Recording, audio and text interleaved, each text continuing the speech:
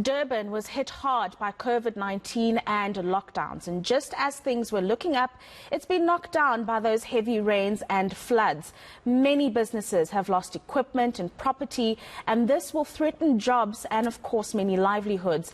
The Chamber of Commerce and Industry is urging government to help, and let's discuss this now with Mtho Xulu, who's of the SA Chamber of Commerce and Industry. Thank you very much for your time this morning, Mr. Xulu. I mean, it's a difficult situation that government finds itself in. We were just starting to get out of the mess that was caused by the July unrest, and now government and related stakeholders are now faced with this crisis, this disaster that has happened in KZN. And one wonders, where the resources to rebuild are going to come from.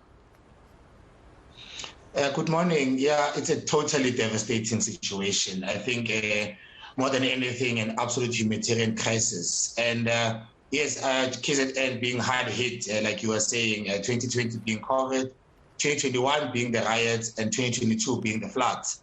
And a government that is trained on resources is going to find it very difficult to respond to this. But fortunately, they have the mechanisms in place to use the Disaster Management Act, like we've done over the past few years, to respond rapidly, initially on rescue missions, but also to be able to be a rallying point, to call together all of society to pitch in and assist wherever they can. So I think a government, with what they lack in financial resources, they have in policy power to rally society around a common plan for us to respond to this crisis, similarly to how we've responded to COVID and the July riots of 2021.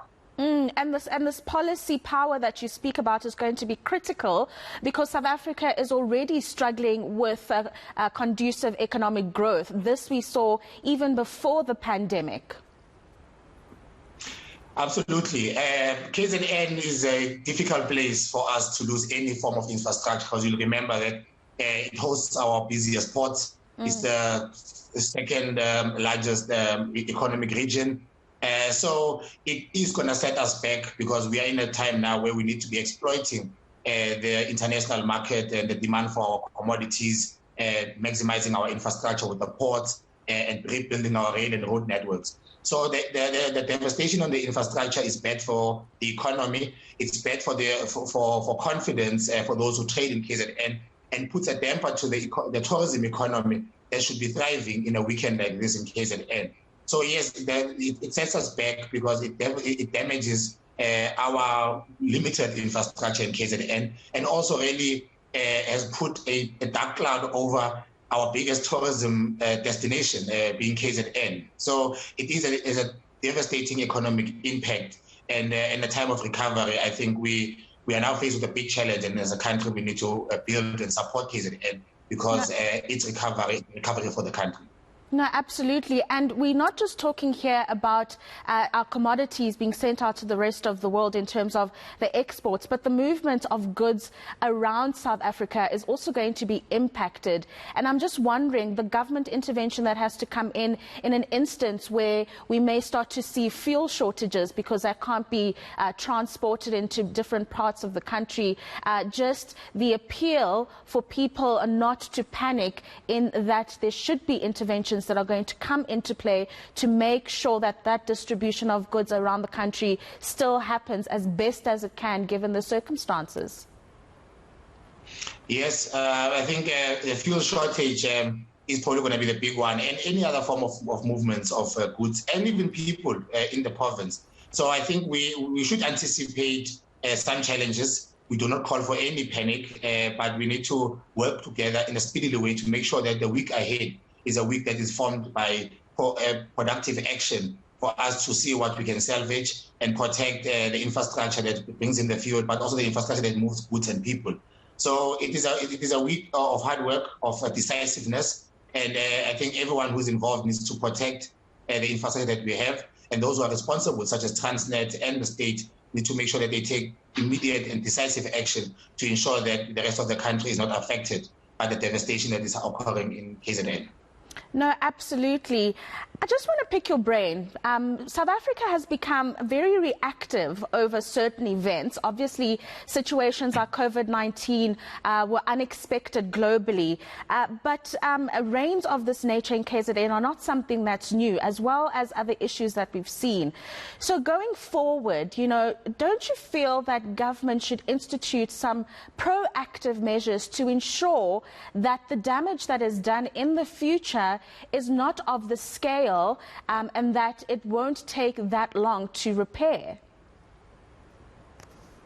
Yes, we need to have a better country as we come through various crises. This one also obviously something that we need to learn from. It has happened about 30 years ago, devastation of this level in KZN.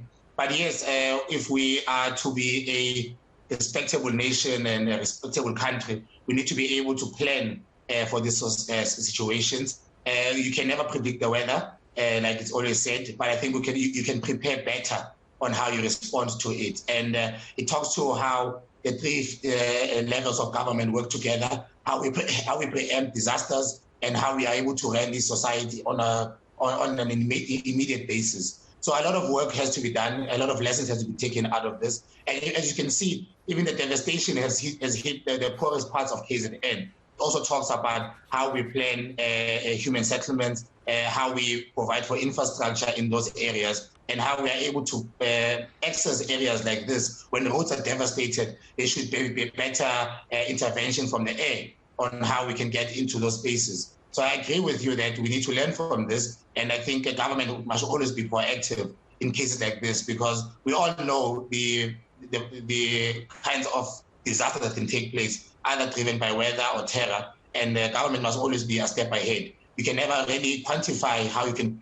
prepare, but I think we must always be a step ahead and make sure that we are able to access areas like this, irrespective of the kind of disaster that we face. What does this do to the investment climate? Because we have seen during the week, big companies like Sappi and Toyota have been very badly impacted by the disaster of the floods, in that operations had to shut down. So it just makes me think about investment in KZN in terms of plants going forward. I mean, do you think that this is going to be severely impacted?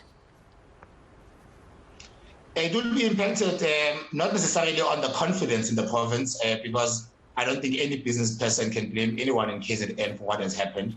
So the confidence would always remain in investing in KZN, because the KZN government and the stakeholders in KZN have worked very hard to make that province an attractive destination. And those who are settled there, I can tell you about how well they've worked with the different IDZs and SEZs that are being set up. And generally, the conduciveness of the province for people to trade in sectors that are popular in that area. So the confidence will not be dampened, but yes, we will count the losses on the impact that has had on infrastructure, like you mentioned, the companies affected, like Sappi, those who are affected by the challenges that logistics companies are facing, all the way to the port, with Transnet. So what you'll find is that this week we'll be reading and we'll be collecting and counting our losses, and we'll have to work together. Insurance companies will have to come to play, and the speed of our response is what's going to keep companies in KZN. But I think it's a devastating time now, and all business people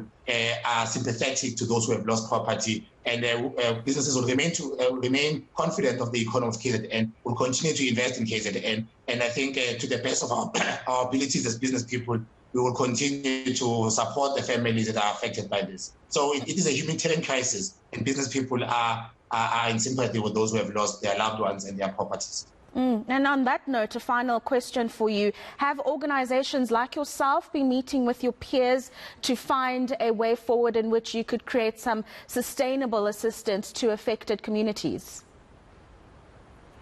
Yes, we have started from our media release to call upon business to support everyone who's affected by this. We've called upon our members, we've called upon our stakeholders, and we've all encouraged them to use their CSI platforms and their own networks to contribute to families that are affected.